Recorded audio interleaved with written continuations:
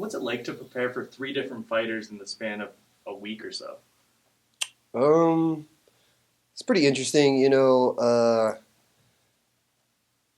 the most part, I'm gonna go in there. I'm gonna do what I do. I'm gonna go out there and be violent Bob Ross like always.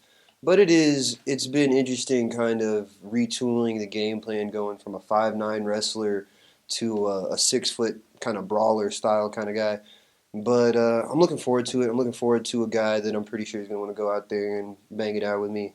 Looking forward to a good fight for the fans. The one thing I'm most interested about, though, with my opponent is knowing that he's fought most of his career at 35 and 45. Being 6 foot, he's towered over just about every single one of his opponents. So I'm interested to see how he's going to deal with being the smaller man. Having a 3 inch reach disadvantage and a 3 inch height disadvantage. Not only that, I'm more than likely going to come into the cage a good 10 pounds heavier than him. Is there a point, with all these opponent changes, that you thought, oh man, maybe this one's going to fall through? I'm not gonna lie. I kind of wish my managers had just told me that the fight was that my opponent was out when they got me the final one, because when they announced that Alex was out, I'm not gonna lie, I got let down. I didn't know if I was gonna have a fight, and then I had to get on the plane before I even knew I was gonna have an opponent. I didn't even know I was gonna I didn't know I would have an opponent until I landed here in Norfolk. So it was kind of nerve wracking, but at the same time, it is what it is. This is the nature of the fight business. Outside of that, it's also been a hell of a week personally, right? Going around with your biological father. Yeah, man, it's been an interesting week. So Tuesday, I got in Monday and I got to have dinner with my dad, and then Tuesday we went out and I met my biological little brother for the first time. That was really interesting. We're both very similar, especially around new people. Very quiet, very hard to open up, and I can tell with the way my dad is a little bit more overbearing than with my little brother than with me. With him sitting there, he didn't want to open up and tell me what's really about himself. So I think it's just going to take some time, us one on one, to really be able to foster that relationship. Yeah, how did you guys reconnect or connect? So I connected with my father through Ancestry DNA. It was actually really random. I was driving out to California, and I just got an email from Ancestry DNA, and it said you have a new DNA match. I'm going through it and I'm looking, and there's one part where they tell you the potential relationship, and it said parent-child, and that's why I remember I dropped my phone. I didn't know what to do, so. Dude messages me, and we ask each other a couple questions back and forth. And I remember when he asked me, he was like, "Hey, is your birthday early July?" My birthday is July 5th. That's when I knew. I was like, "Oh, this guy's my dad." But then what's crazy too is at the time I was moving from St. Louis to California, and we ended up meeting in St. Louis because his dad or his mother's lived in St. Louis her entire life. So little did I know, like maybe 10 minutes away from where I was living at the time, my grandmother was right up the road. It's crazy. What's it like for him during a brief conversation having a son who's a UFC fighter? So that was actually really funny. Obviously I didn't really mention that the first time we talked. And so through the subsequent conversations, I remember one time he just randomly called me. He was the first thing that comes out of his mouth. He was like, "Hey, you wouldn't happen to be this UFC fighter with the red afro, would you?" And I was like, "Oh man, did you Google my name?" And he was like, "I had to." And then so he was like, "Oh, that's what's up." And then he called me back later because apparently he asked a couple of his buddies and coworkers and everything, if they knew about me, and they were like, "Oh, dude, Violent Bob Ross? He's one of the he's cool as hell or whatever." And so after that, he called me and was like, "Yo, so you're actually pretty legit." And I'm like, "Yeah, not bad, pretty decent. I do what I do." What would you like to teach your biological brother about the fight game? It's not something you want to get into.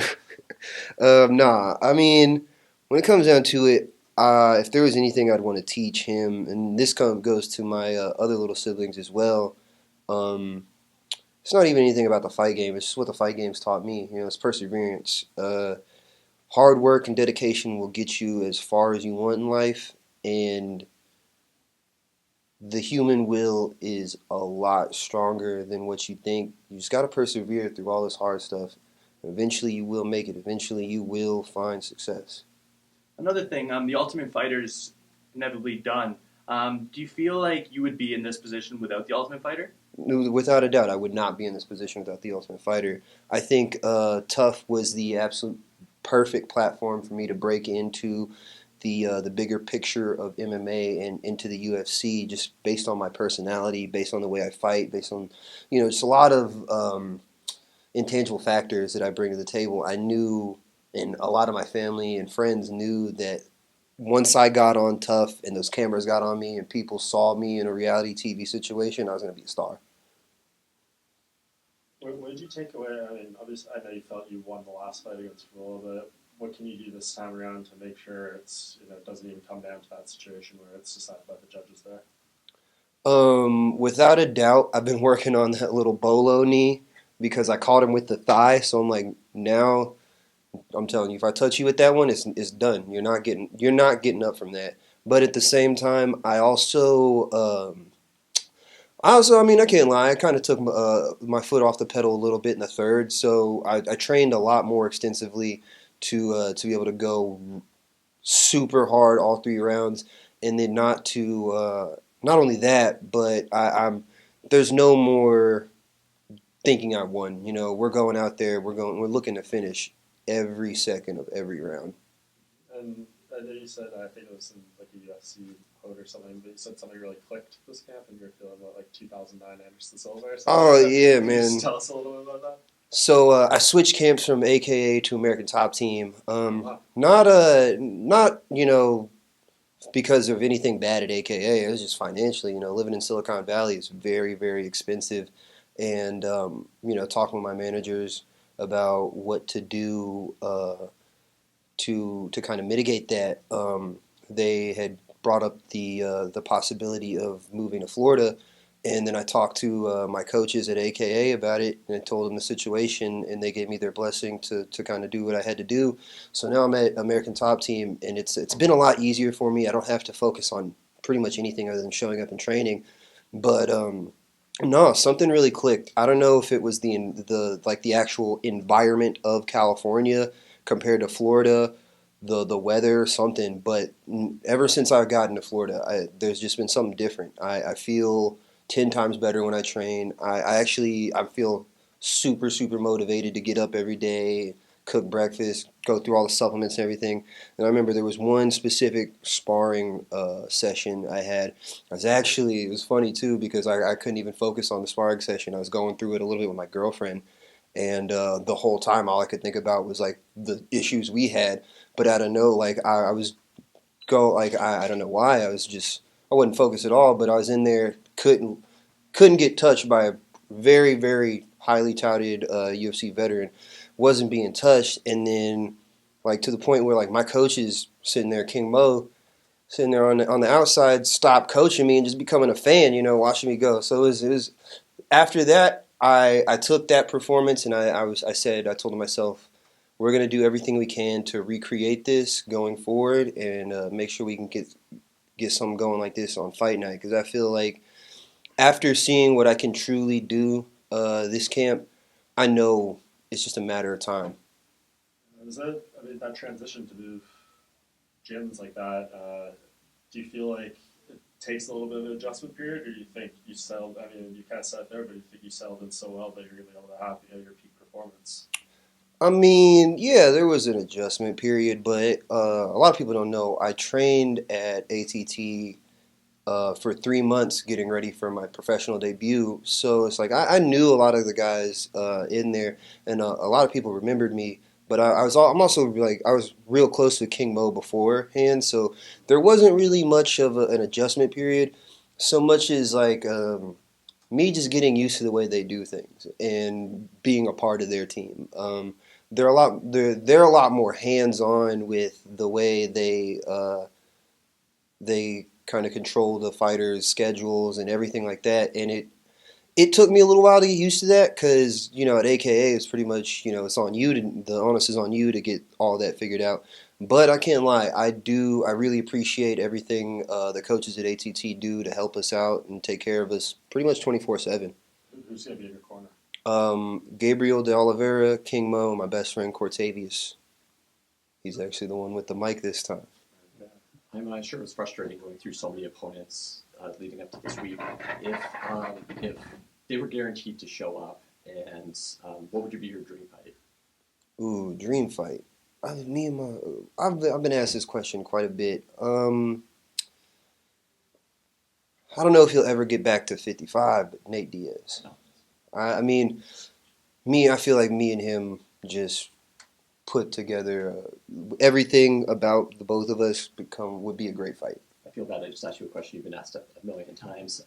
If you could have one of these two things, 1 year all expenses paid in Europe or 10 minutes on the moon, what would you rather have? All expenses paid in Europe, most definitely. How come? I mean, what are you going to do for 10 minutes on the moon? Just look at it? Versus, like, being able to go see where I was born and, like, just getting to travel all across Europe would be really cool. Is there any kind of strength that you take from actually taking, we were talking about all these short notice kind of changes, but we've seen fighters like Angela Hill and Donald Cerrone do really well on short notice fights and short notice changes. Is there a bit of freedom that does get you back in that Anderson Silva-like mode where you can just kind of autopilot and not have to worry about all the tape that you watched or whatever it might have been? 100%. I don't watch a lot of tape in general when I'm preparing for fights, and I barely watch tape on Alex going into this. I like to see how they do things and the way they set things up. How truly technical is the guy. But I don't know. I feel confidence, because I feel like when you take a short notice fight like this, and I'm not taking anything away from Steven, he's a great competitor, and I feel like it's going to be a great fight. But I feel like when you take a short notice fight like this, in the back of your mind a little bit, there's got to be that feeling like, if I lose, I know it's okay because I took the short notice fight and I still got fights down the road. So part of me wonders if that's going to be a factor at all, But at the same time, like I said, I'm going out there. I'm gonna be Violent Bob Ross, just like I always am. Paint the canvas red, throw them little happy knees like everybody likes. Hopefully, put this man away in the first. Good. Thanks, Awesome. Thank you. Thank you. No problem, guys. You have a great day.